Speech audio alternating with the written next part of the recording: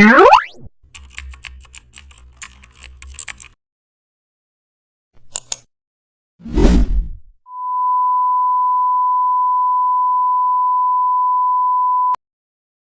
back to the channel and don't forget to like, share and subscribe for more updates. Today we will making a glowing neon text like a real signboard.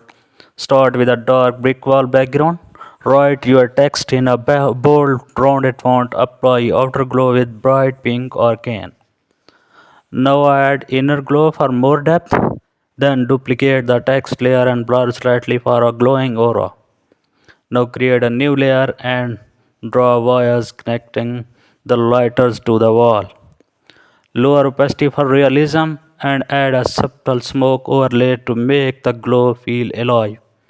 In seconds, your flat text transformations into a realistic neon sign shining in the dark. Thanks for watching.